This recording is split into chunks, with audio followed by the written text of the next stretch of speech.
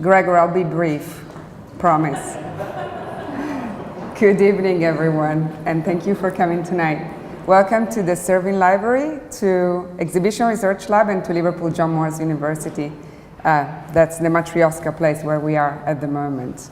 Tonight we're here for the very first of a series of 10 talks, 10 events that have been commissioned by Liverpool Biennial 2018 as part of its public program. And I would like to thank, first of all, Sally Talent, Director of Liverpool Biennial, Professor Joaja Kriza, who is not here tonight, Director of Exhibition Research Lab, and Caroline Wilkinson, who is the Director of the John Lennon School of Art and Design, where we are. Right, so the talks program that we have been commissioned to curate starts from the very question that is the title of the biennial, of course, which is "Beautiful World, Where Are You?" And this is a quote from the philosopher and poet Friedrich Schiller. And it's a poem that he wrote in the second half of the 18th century, and then it was later set to music by the Austrian composer Franz Schubert, around a few decades later. And at that time, that was a time of social turmoil and political changes and also scientific discoveries. And in a way, the curators of the Liverpool Biennial 2018, kind of saw that time as a mirror of our present times. So that's how we approach it. So of course, we're not asking the speakers to answer the question, but more to address it or to unpack it or to refract it in some way. And one of the kind of meta questions that we were asking ourselves while thinking about who to invite was, what beauty are we talking about and what world are we talking about when we ask this question? And also, are we looking back at the past, beautiful world, where are you, where have you gone? Or are we looking at the present or at the future, all of them together? So tonight, the first inaugural talk, we're thrilled to say, it's by Candice Hopkins, an art historian and curator from Toronto, Canada. And she's going to take us on a journey. She's going to take us to Canada. And she's going to take us on a journey that starts at the end of the 19th century, when the federal government of Canada puts a ban on the potlatch. The potlatch, for those of you who do not know, or like me, only knew of it as a gift-giving ceremony, is actually a system of economy, and it is a system of governance, and it is a ceremonial tool to redistribute wealth, and it's practiced still today by citizens of First Nations, mainly based in the northwest of North America. So at some point in the 1953, if I'm not mistaken, it was lifted. But it's quite interesting to say, and we will hear obviously much more about this, that it's still the Indian Act that governs Canadian citizens and First Nations citizens. So that's quite interesting. So the journey ends actually in 2017 with the Masks of Beau Dick, an artist from Kawakawak citizenship. Okay, got that right. Very difficult. That Candice brought to Documenta in Athens in 2017, which is also the year when he sadly passed away. So if you know the work, it's only thanks to her. So just to say a couple of words about her career. So apart from being a co-curator for Documenta last year, she's also going to be co-curator of Site Santa Fe next year, and also of the Pavilion of Canada, which is going to present a collective that is of First Nations citizenship. She has been lecturing on also vernacular architecture and sound, and in general native economies, which is also like, in a way, what we're talking about tonight. So we're really thrilled to have her here. Oh, and then one last note. She is herself of Carcross Tagish citizenship. So thank you again. Thank you for being here, Candice, and welcome.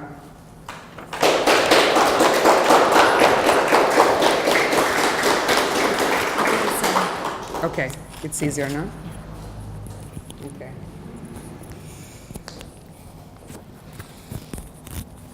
I'm putting on this microphone for Michael right now. Thank you, Francesca, for the invitation, and Stuart, for the really lovely conversations we've had in preparing this. Also, thank you to Sally, who I met quite a number of years ago on a round table in Madrid, in fact, called Biennials at the Periphery.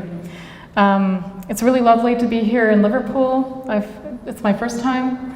My husband's very jealous that I'm standing in this school that's named after John Lennon. He told me to take some photos, so I will do that. So as Francesca said, I'm going to be speaking about Native economies, from the Potlatch Ban to the Masks of Beau Dick.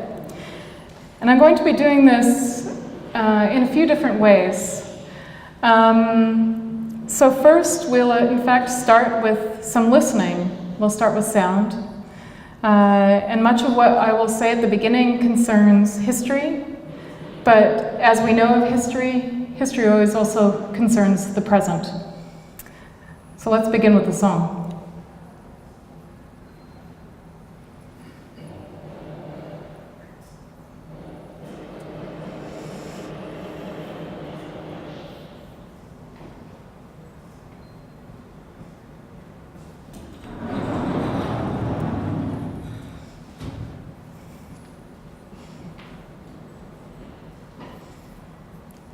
Sorry, my mouse does this sometimes, it totally disappears. Need to bring it back. You can see it there. Oh, you can see it there. Ah, okay, I can't see it. There we go, thank you. Okay.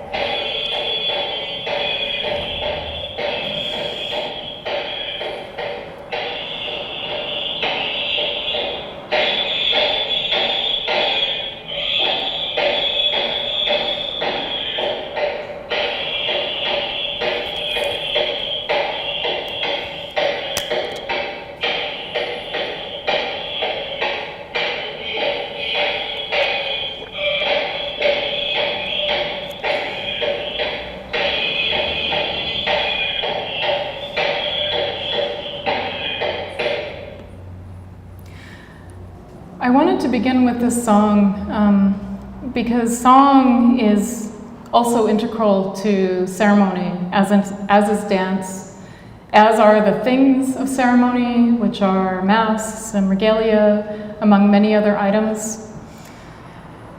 This song was recorded by an ethnomusicologist named Ida Halprin. Ida Halprin moved to Canada in the early 1900s. And when she immigrated to Canada, she was asked what she was going to do. And she said, well, I'm here to study the music of Native people in Canada. And the response was, well, they don't make music. And I always thought that that was kind of a fascinating response. It's very telling of the kind of feelings of the day. And that was that there was a difference, a distinct difference between what was considered art, what was considered music, and who, in fact, performed those so-called high arts. But before I go into telling you more about the potlatch, first, we want to bring up the speaker's mask.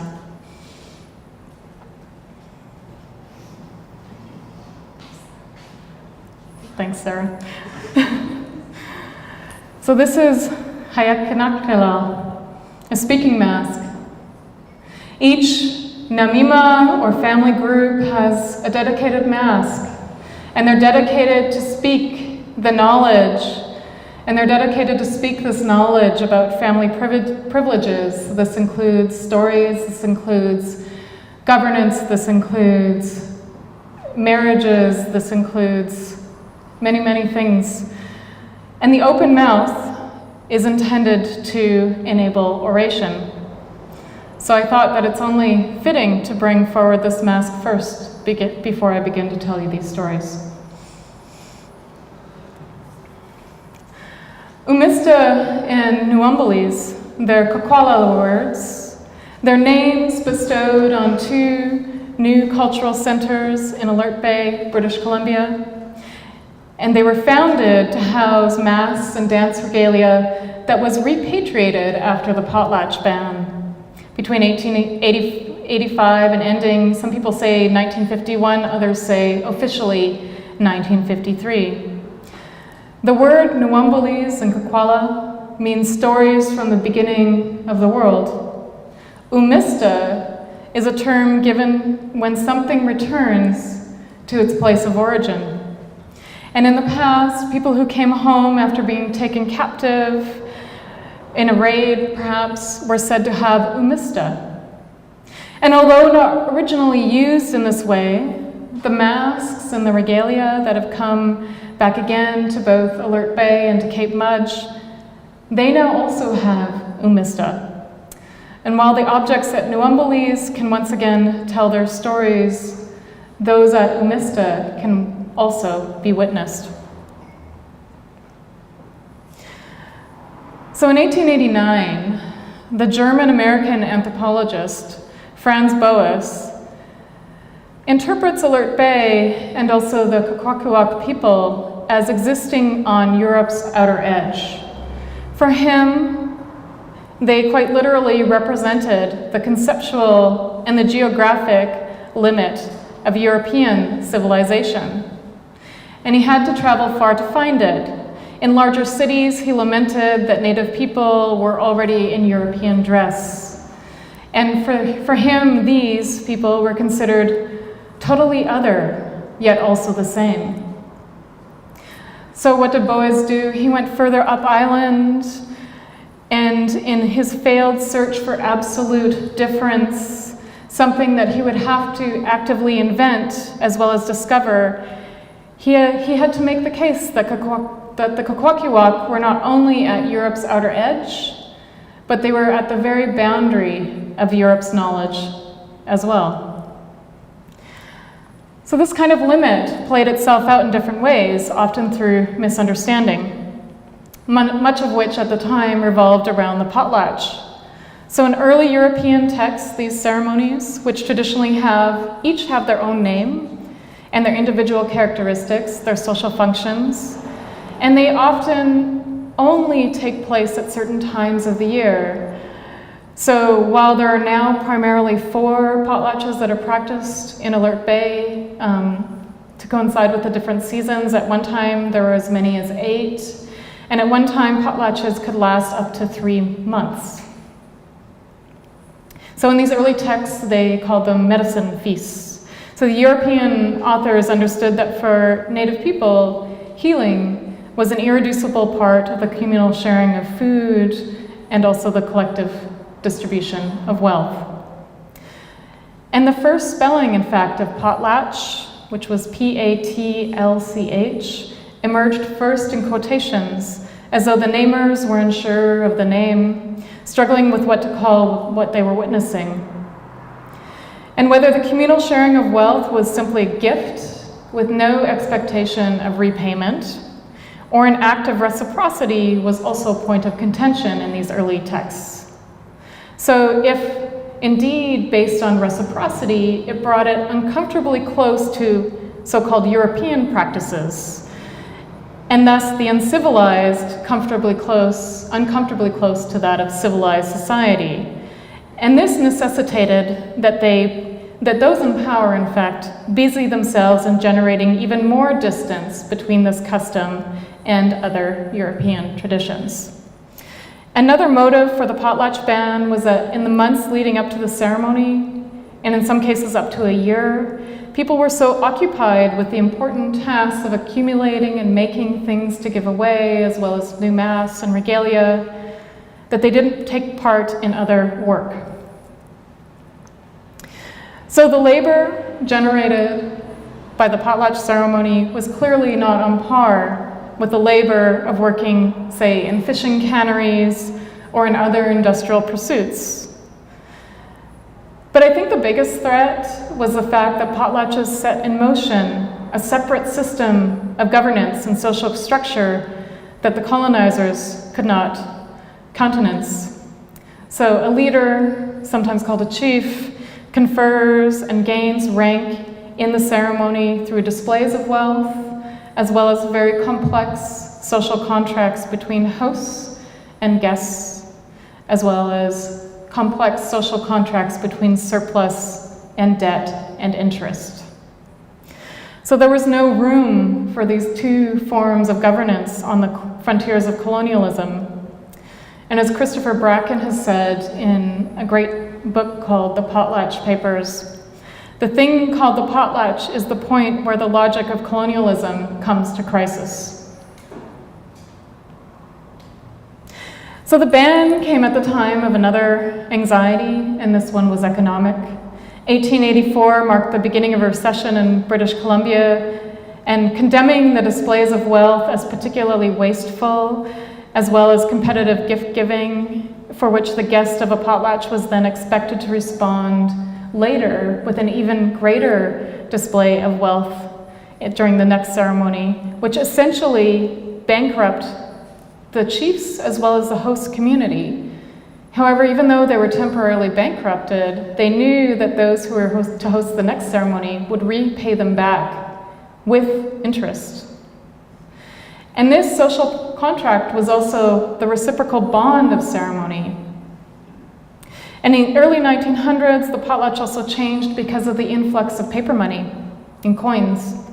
Native workers profited in industries including fishing canneries, and then they used this monetary wealth to purchase more things to give away, including blankets and furniture, even boats and other modern conveniences.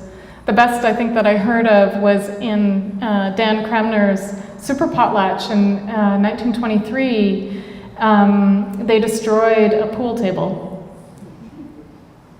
So the Western economy thus then enabled the native one. And for Indian agents, those acting on behalf of the Canadian government to govern native communities, it indeed pushed it to new intolerable limits. So in 1921, during the week of Christmas, Dan and Emma Cramner hosted a 5-day ceremony in Village Island to enable her family to repay the property that her husband had gifted when they were first married. And in the largest group arrest to take place during the ban, 45 people were arrested, 22 of them were jailed, and in place of being jailed, there was a plea deal that was set up by the defense that offered the surrender of masks and coppers and regalia and headdresses to the crown, along with the public renouncement of the potlatch. So as they were giving these things up, they also had to say that they were no longer going to practice this, that indeed they were, good Christian followers of the faith, and that they were no longer going to participate. And this took place not only in this community, but in neighboring communities as well. And where these objects went then is they went into the personal collection of the Indian agents. They were sold to private collectors, including George Gustav Hay. So for any of you who've ever went to the National Museum of the American Indian, either their New York City branch or the new museum in Washington, his collections formed the basis for those museums. And many of his his best examples of Northwest Coast art came from the sale that, how he profited during this ban in 1921. Others, for example, entered the collection of very far afield, in fact. So up until 2013, on the corner of his writing desk, after he passed away, was a Kwakwaka'wakw frontlet. It's a kind of headdress. And this was owned by André Breton. And it came also from this confiscation in 1921. When his daughter realized that they had been searching for this final missing piece at Mista Cultural Center, she gave it back. So once the name was settled, attempts to stop the practice began in earnest. So for someone who many of you know, for Jacques Derrida, he says that To give a name is always, like any birth certificate, to sublimate a singularity and to inform against it, to hand it over to the police. This was also true of the potlatch. In 1884, amendments were made to Canada's Indian Act to officially ban it and to persecute those taking part or even seen as aiding in the ceremony. And these amendments consolidated the power, this is important, to persecute, to judge, and to act as jury to a single individual, the Indian agent. And the ban dictated that, and I quote, "Every Indian or other person who engages or assists in celebrating the Indian festival known as the potlatch," again in quotes, or the Indian dance known as tamanawas, is guilty of a misdemeanor and liable to imprisonment for a term of not more than 6 nor less than 2 months. And every Indian or persons who encourages an Indian to get up to such a festival shall be liable to the same punishment. So policy, as Fred Moten and Stefano Harney remind us, is directed towards the poor and towards the dispossessed. Policy amendments come about in response to the failure of control. So the potlatch, despite the repeated dictate and assumption that it would soon die out, and its subsequent renunciation by Native peoples under duress, in fact adopted new forms, and it carried on. So one of the first people to try and get back the regalia and the objects, and these are understood in fact as beings, as active, animate beings, was Chief James Seward. So this is in 1967, and after his first conversations failed, he tried to buy them back for the same price that they were originally sold to museums. So these were sold to other museums in Canada, including what is now the Royal Ontario Museum, to the Canadian Museum of Civilization, and others. So what they told him, though, in particular the Royal Ontario Museum, is that James Seward couldn't buy them back for the purchase price of the objects because now they were objects transformed. He had to pay for their care and their restoration during the years that they were in the museum's holdings. So of course he said no. So these are indeed objects transformed. Behind me you see a picture of how they're displayed at Mista Cultural Center, predominantly not behind glass, and also importantly in the order in which they have a role within the ceremony. But these are objects transformed, and they in fact carry the context of museums back to their homelands when they returned to both Cape Mudge and to Alert Bay. And this becomes predicated in their display as well, in their use and in their care. So one of the conditions upon their return was that both Mista and Cape Mudge had to themselves build museums that also had the same standards as Euro-Canadian museums. But they did something I think that was very smart. They decided that, sure, we can call these museums, within our negotiations, we're going to build them, we're going to say that we're going to build them, we're going to say that they're going to adhere to your protocols. But for us, they're cultural centers.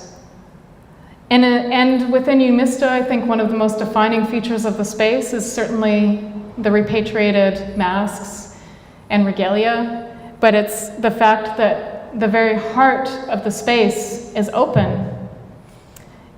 And it's open because that section of the cultural center is for dance. So the objects are organized, or the masks and beings are organized around the edges of the room on stands, not behind glass covers. And as I said before, the order in which they're displayed roughly corresponds with their role in a potlatch. And they oversee the proceedings like sentinels. However, Nuumbali's Cultural Center, which is in Cape Mudge, it's a little bit different. A lot of information is given about the familial heritage of each of the masks and the regalia, and this is prioritized, as well as the role of each of these people in the 1921 potlatch. So the people from Cape Mudge were the guests of the potlatch. The people at Alert Bay, at Mista, were the hosts. But I think for me, they still feel like they have something of a homesickness, because contained in their exile and their return is still a constant longing for their reuse in ceremony. So these are rather famous photos of the confiscated items from Alert Bay. And of these photos that were taken at the time that they were confiscated, this one is the one that circulates most. So masks as beings perform different roles in a potlatch. And of those pictured, some are chief's headdresses, particularly along the back. It would be your left. And others are not displayed, but instead are not worn, but they're displayed at the appropriate time as a sign of high rank. And the remainder are danced. In the center of the image are transformation masks, and these are made with elaborate pulley systems. For any of you who saw Beau Dick's masks either in Athens or in Kassel, you saw some of these on display. And here they're shown in a fixed position. They're open with their inner faces exposed. And mid-performance, their wearers switch between faces, and they switch between often representations of the supernatural and representations of the mere human. And they thus enact that thin line between the human world and the spirit world. The large mask shown in the lower left corner of the photograph is of Zonokwa, the wild woman of the woods. She's often carved with her mouth open, and she's adorned with a long mess of black hair. She's a cannibal. She captures children in her cedar basket and eats them later. On the upper side, on either side of the upper ledge are carved skulls. Representations of life and death are integral to potlatch ceremonies, as these images make clear. And I believe that the frontlet, it's small, it's in the center. You can see it has the ermine skin coming down, the white ermine on either side of it. That was the one that was temporarily housed on the corner of the writing desk of André Breton.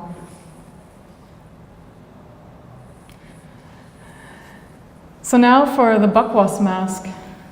This is the wild man of the woods. And for this, while Sarah stands, we're going to listen to a Hamatsa song.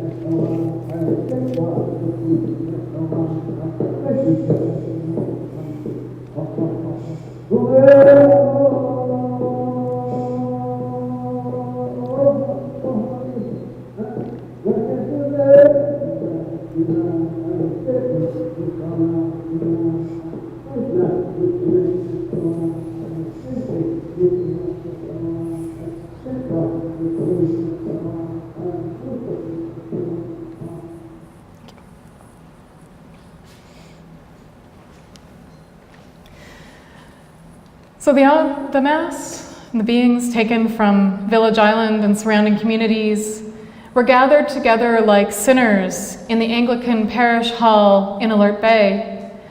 They were arranged on white sheets by Indian agent William Halliday. And the mass and the photograph are presented as evidence of supposedly fugitive practices. The photographs exist because of the ban, but they are another kind of evidence as well, that of the white obsession with the potlatch, When the masks were shipped from Village Island to Alert Bay and assembled in the church, they became commodities. Before they were dispersed, and this was very painful for community members because they were gathered on a boat. None of them were covered. These are only meant to be seen at very specific times and only in the ceremonial big house.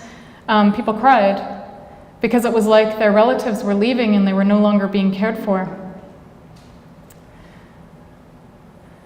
So before the objects were dispersed, viewers paid admission to view them on display in the parish hall.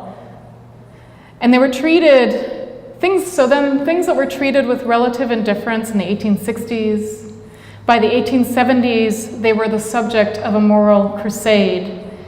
And now they become trafficable. They entered the holdings of museums via holiday, and they were sold to various individuals. And a small number remained in the personal collection of Indian agent Duncan Campbell Scott. And so while the potlatch was described in their texts, in the texts of Indian agents, as worthless, the masks themselves clearly were not. So taken from the hands of the rightful owners, they became commodities and later vessels for others to project their ideas of the supernatural, of the primitive, and of the surreal. And they began, in this way, to very actively stand in for the limits of European knowledge. Central to this image are two large masks. Spread out, they reveal more than three faces. There's two main ones on the outside and one human-like in the center. And these masks are of the Siswitliu, which is the two-headed serpent. The two-headed serpent is always depicted with horns, and the creature turns those who cannot face their own fears into stone. And perhaps in line with its double-headed nature, it also bestows power and it also bestows wealth.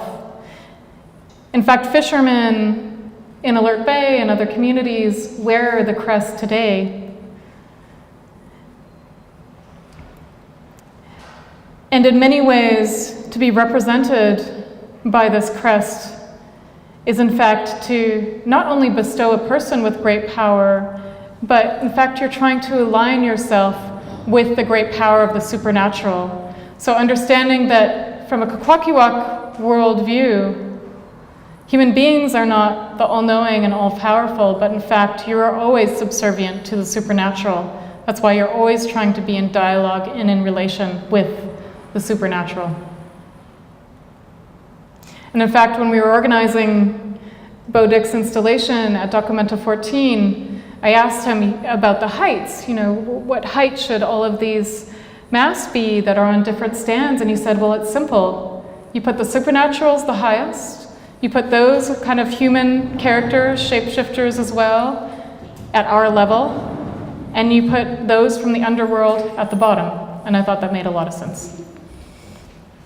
So Halliday is evidence of fugitive practices, including people as well as the objects he sought. And in this photograph, a chief holds two tlakwa, or coppers, both a whole copper and a partial piece. So tlakwa are cut for specific reasons, either as a deep act of shaming or to demonstrate the high rank or high status of a person who is able to bestow a cut portion to his primary rival. So he's showing his rank in this photograph. So this was the largest copper in the collection. The name of this copper means true whale. However, to me, the design on the copper looks like a bird with a defined beak and ears. And the face of the copper is very well worn, making it hard to interpret. And it was well worn because it's incredibly old. So people on the northwest coast started working with copper well before the arrival of the first Russian traders. And it was said that this is a smooth-faced or a white man's copper, and therefore has no worth.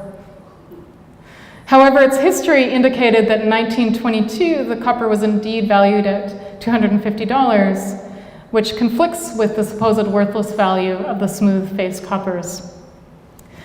So on April 16th, 1919, in Alert Bay, there was a man, and I'll try to pronounce his name, but I don't think there's any Kwakwala speakers in the room, so hopefully it's not offensive. Wawi Bigik Sui, and he wrote a letter on behalf of the Namgis First Nation to petition the Potlatch Ban. And in it, he appealed to Western economic models as a way of explaining the value of a tlakwa. He said that each tribe has its own coppers, and each copper has its own value. In the old days, there was no money, and these coppers were a standard of value, but increased in value each time they changed hands. And when the white man came and we could earn wages and cash for our labor, we invested our savings in coppers and used them the same as a white man would do with a bank. And we would always expect more back than we put in. We are giving you a list of the coppers belonging to the Namgis tribe and their values. Other tribes have their own coppers. So you will see the great financial loss that would entail us if our custom is suppressed. So this is an object that's now doubly invested, both with cultural value and indeed economic one, in the Western sense. One of the, I think, most profound conceptual objects that Beau Dick contributed to Documento was one that many people overlooked, but we placed it at the front of the room. It was a copper ingot. So it was about this size. It's very heavy. And it was made with Canadian pennies that now no longer circulate as currency. So his idea, and he received permission from the Minister of Finance to do this, because you're not allowed to legally alter currency, was to thus use this ingot to make a new copper that had much more value than the pennies. So during the ban, potlatches went underground, where their outward character was disguised. And at times, there were goods that were given away at Christmas time as presents. While in the 1930s, communities began hosting deliberately disjointed ceremonies. Dances and speeches were held on separate days from the distribution of goods. At other times, they were modeled on the gifting of relatively banal European goods. Say 1,500 sacks of flour in the image behind me, for example, between the two poles. So in place of the usual potlatch rituals that accompanied distribution, when giving a sack of flour, as shown here, the offerer simply said, "Here is some flour to help you over the hard winter." So Christian ideas of charity were added to the ceremony to dispel any concerns over questionable behavior. However, this was a calculated decision, given that these Native communities had notoriously resisted assimilation to Christianity, and the choice provided the guise of conversion, while at the same time transparently carrying out their own spiritual and governmental practices. And when 900 sacks of flour were given away in Fort Rupert in 1933, the police were told it was an act of Christian charity, simply. So given the number of sacks here, 1,500, this implies the great wealth of the person who purchased them, their deliberate display beforehand, all of the people gathered in front. The giving of flour was likely a means to repay a great debt owed to another family, possibly because of a recent marriage or a change in status, the giving of a new name. So in this sense, the potlatch reframed brought about another crisis in colonial logic.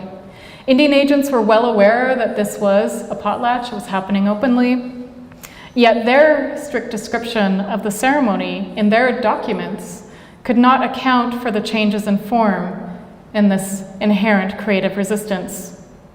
So what they had worked so hard to name had once again evaded their definitions, and it sprung out of their shadows of language and law. So bring in the third.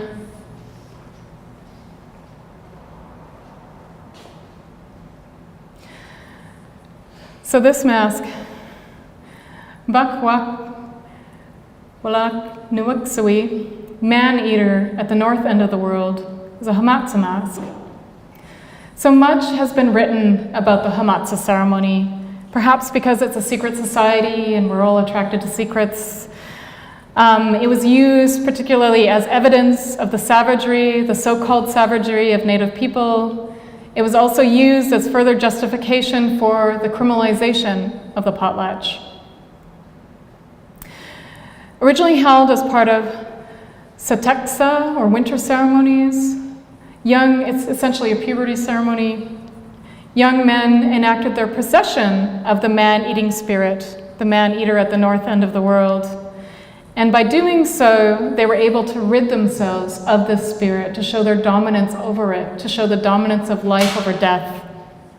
So the Hamatsa was central for Kwakwaka'wakw to reiterate the power of the living relative to the dead. And at the same time, they participated in the theatrical consuming of the dead, and while doing this, did not succumb to death themselves, as well as to the wild forces of nature. Yet there was another form of reciprocity at work here as well, and that being between the human world and the supernatural world. And while spirits are sacrificed to enable for the survival of human life, and you see him in the center of his mouth is a skull, right? As part of the ceremony, the very offering of human life is signified through the simulated eating of flesh. And this is understood as necessary to enable the ongoing survival of, not of people, in fact, but of the supernatural.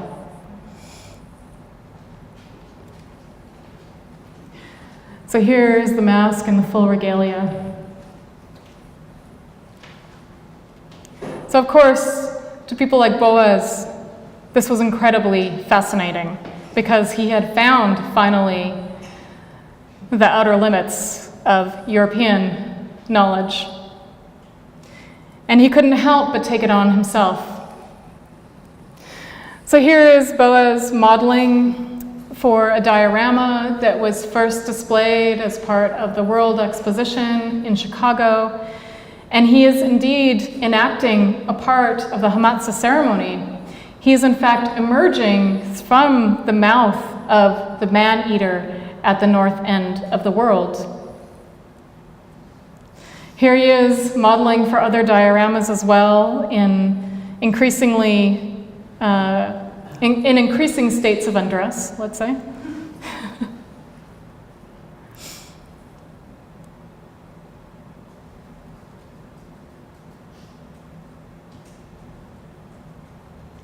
And finally here, one with nature.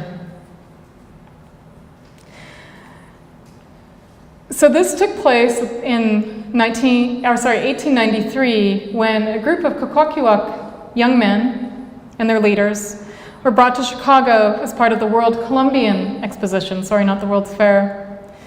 And it was there that they performed the Hamatsa, or a version of it, of course, because they would never perform the real thing, over and over and over again as a kind of reiteration to an uninitiated audience, and thereby they set in motion a kind of cycle of repetition and reiteration of the ritual that carries through in some ways to the present.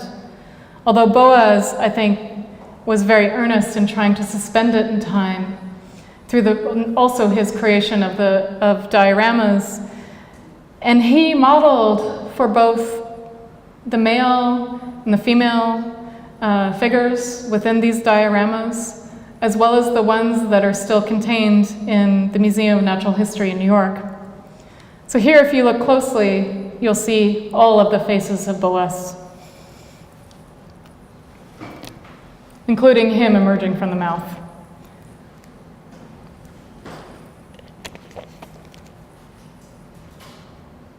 So it's a kind of fascinating, moment of the true becoming of the other.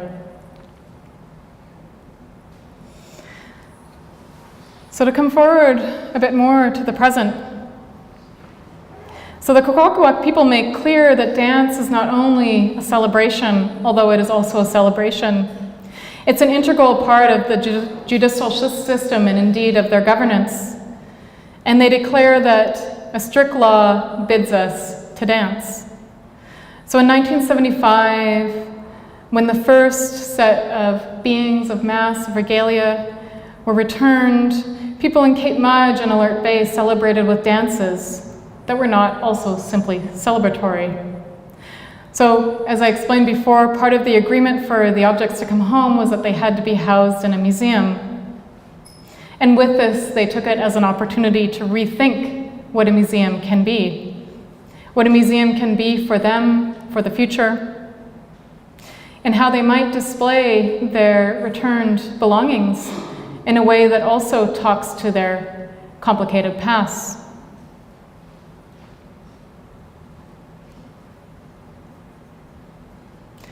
So I want to hear from Chief Billy Asu. So he was the one who was the guest at that 1921 potlatch. And this is him singing for Ida Halprin. So at a time when it was illegal to dance, to produce masks, to take part in potlatches, to celebrate births, because you would also do that through a ceremony, to give people new names. At that time, people would accumulate names, and you would have a different name in the winter than you would have in the summer, and then this shifted. Also, women gained status in the community the more times they married. A little different than today.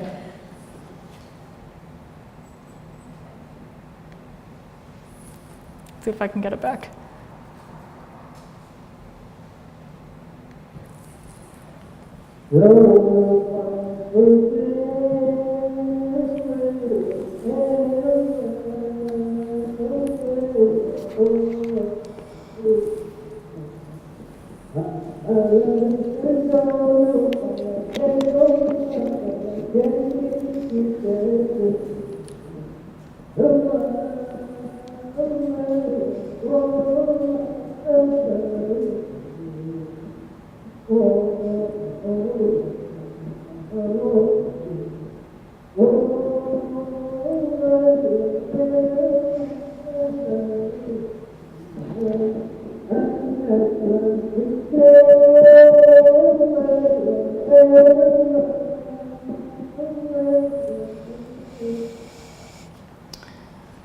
So, nearly finished. By way of closing, one of the ways I want to close, there's a couple of different ways, so bear with me. I want to tell you a story about this image. It's one that you've already seen. And it was a story that was shared with me by Chief Robert Joseph, who was able to attend the opening ceremonies also of Documenta 14 in Athens. And he said that, this is his writing, he says that in a bid to stamp out the Aboriginal people in our culture, the Canadian government enacted a law prohibiting the potlatch during the Atlakim dance. And this was during the Atlakim dance, which I took part in. I remember a confusing interruption. Someone announced the arrival of unexpected visitors, and then all at once, everyone scrambled from the big house and out into the night. And my memory fails me somewhat, for I was then a little boy. My next recollection is that we were assembled in the big house, still in full dress for the Atlakim, posing for photographs. I remember a policeman in uniform being there. No charges were laid, even though the anti-potlatch statute was still in full effect. My people were operating covertly to sustain their traditions, their values, and their beliefs, to which the mask is so integral.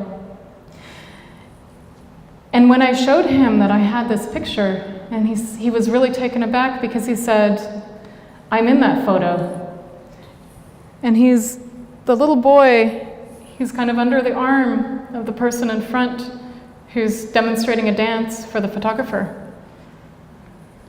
So it's quite amazing to hear him tell of that. So finally, the final mask we want to bring out is this one. This is Zinokwa, the wild woman of the woods. And she's a little bit smaller, in fact, than life size here. Not by much. This mask was carved by Beau Dick. And despite the predictions, he carved it in 2012.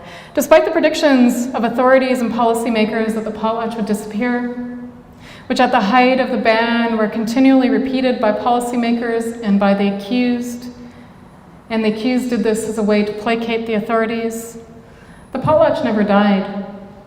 As a system, it has proven to be remarkably malleable. At times, it was split into two parts, strategically incorporating European goods and ideologies as a disguise, or going underground, while at the same time remaining very much itself. Potlatch objects circulate now mainly in the form of masks. Some are carved specifically for the art market, others circulate only as part of ceremony. Beau Dick is a maker of masks. Of Kwakwaka'wakw descent, he lived and he worked in Alert Bay. He was born in Kincombe Inlet, went to school in South Vancouver, where he started a student revolt in high school, which I think is very fitting, because he didn't want to wear, like many teenagers at the time, no one wanted to wear button-down shirts anymore, they wanted to wear t-shirts. So he successfully led that campaign then. So the frequent subject of Beau Dick's carvings, many of which are now in the homes of museums and collections, as well as in the homes of his friends, is Zinukwa, the cannibal woman. So in this context, the eating of the other is a stand-in for a kind of cultural consumption, and he was well aware of this critique. I think that's why he let it circulate in the world. So in 2012, he tried to short-circuit this desire for the consumption of things from the Northwest Coast when he removed 40 LJMU masks from the walls of his commercial gallery in Vancouver, and he took them back to Alert Bay, where they were ceremonially burned, each and every one of them, in front of a set of witnesses that included his commercial gallerists. He always had more than one because he would play them against each other. Other artists, his friends, the people who would normally attend potlatch ceremonies as well. And the burning of the masks is not simply an act of destruction. In fact, it sets in motion the creation of a new set of masks, and in doing that, a new set of people who learn how to make them. And after four times when they're danced, and that doesn't mean 4 years, it just means 4 times that this particular LJMU ceremony is held, these other masks will also be set ablaze. So there's a story about a community of people who wanted to do something about Zinukwa, because she's always, lingering in the woods trying to eat children, although she's often a bit sleepy and it's easy to confuse her, especially if you start singing the right songs to her. So they managed to capture her and they killed her. The way that they killed her was, and to also ensure that she did not come back to life, was to build a huge fire to gather all the trees that they could in the forest and the branches. And on this bonfire, they placed her body, and she's a giant. And they thought that for sure this would be the end to her, and they watched her as she turned black, her body scorched and charred. And at that very moment, when her body and her face turned black, and she transformed, in fact, into something else. She transformed into a swarm of mosquitoes. So the transformation and dispersion of Zinukwa is something like the potlatch itself. And so with that, I want to end with a final song. And this song is sung by Dan Cramner. So Dan Cramner, if you remember at the very beginning, I know I've given you a lot of names. He was the one who was the host of the potlatch in 1921, which was the largest arrest and ban to take place in Canadian history.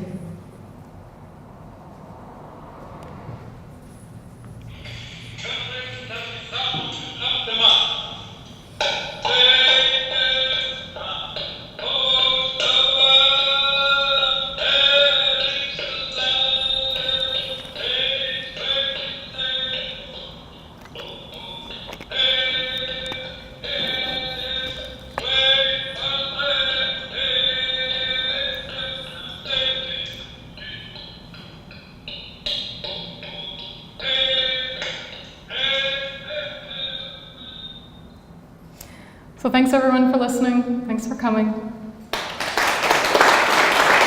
Thank you, Sarah.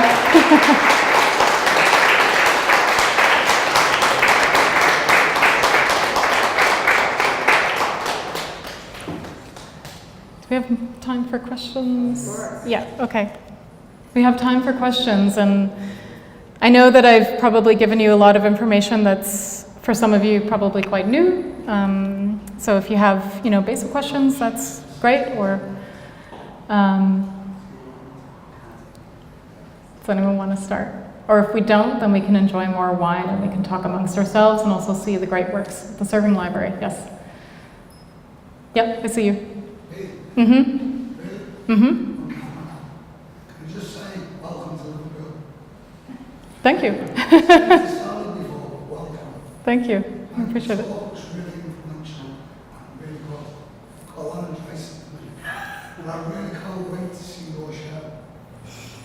Thank you. I appreciate it.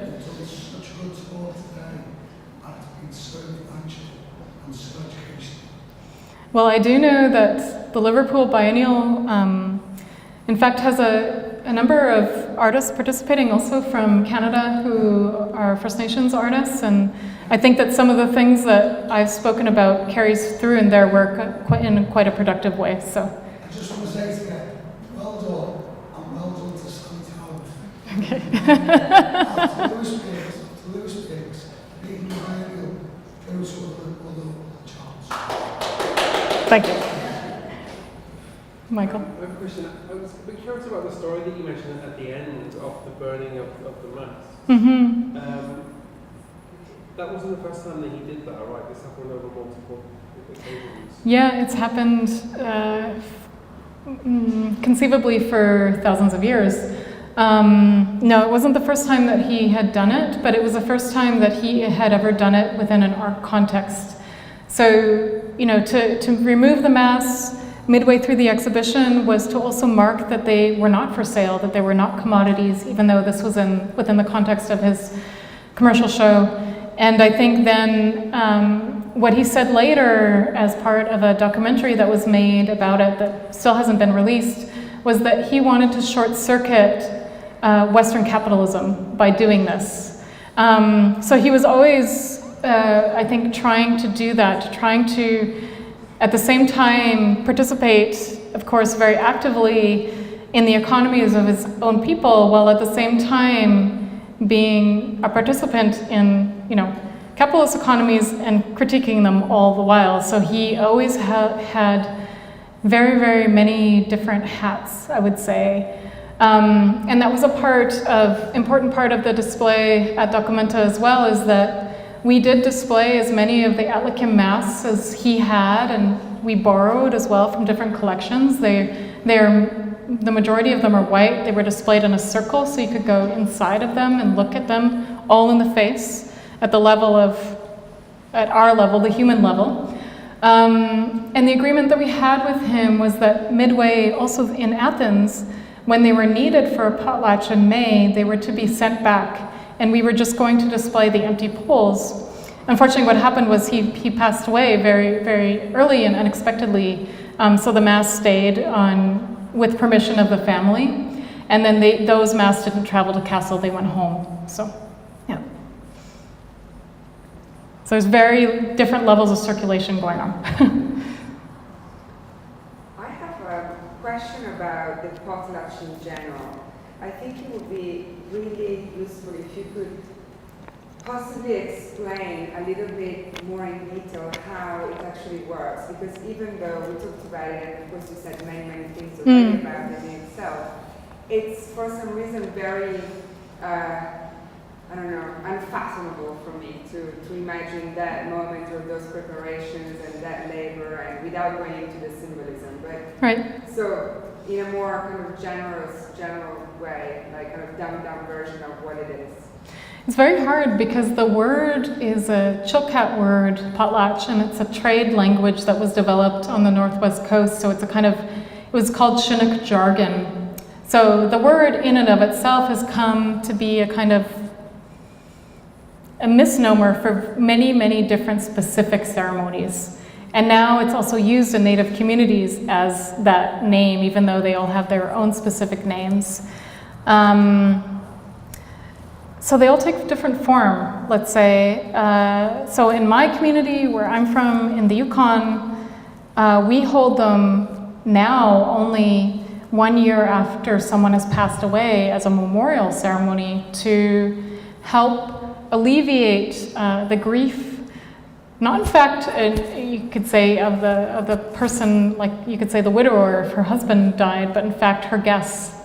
So there's always this sort of like dual reciprocity happening, because if you alleviate the grief of the guests, they will be the ones who alleviate the grief of the host, right?